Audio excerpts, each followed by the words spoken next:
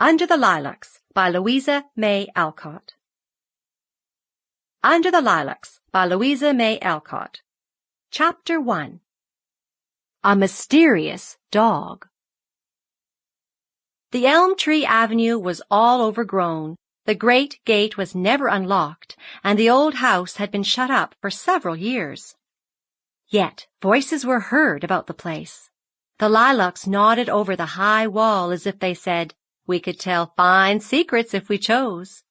And the mullion outside the gate made haste to reach the keyhole, that it might peep in and see what was going on. If it had suddenly grown up like a magic beanstalk and looked in on a certain June day, it would have seen a droll but pleasant sight, for somebody evidently was going to have a party. From the gate to the porch went a wide walk, paved with smooth slabs of dark stone, and bordered with the tall bushes which met overhead, making a green roof. All sorts of neglected flowers and wild weeds grew between their stems, covering the walls of this summer parlor with the prettiest tapestry.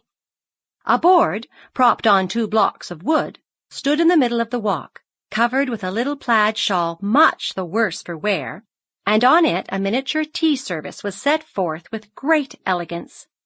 To be sure, the teapot had lost its spout, the cream jug its handle, and the sugar bowl its cover, and the cups and plates were all more or less cracked or nicked, but polite persons would not take notice of these trifling deficiencies, and none but polite persons were invited to this party. On either side of the porch was a seat, and here a somewhat remarkable sight would have been revealed to any inquisitive eye peering through the aforesaid keyhole.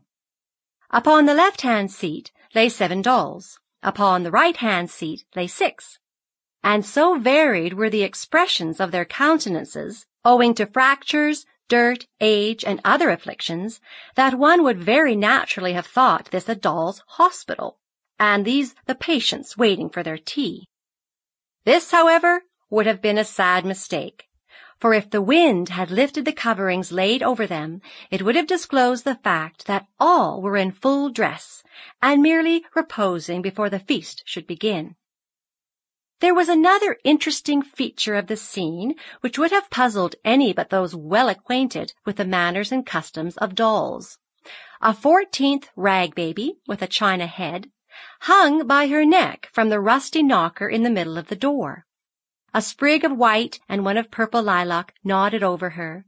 A dress of yellow calico, richly trimmed with red flannel scallops, shrouded her slender. Sample complete. Ready to continue?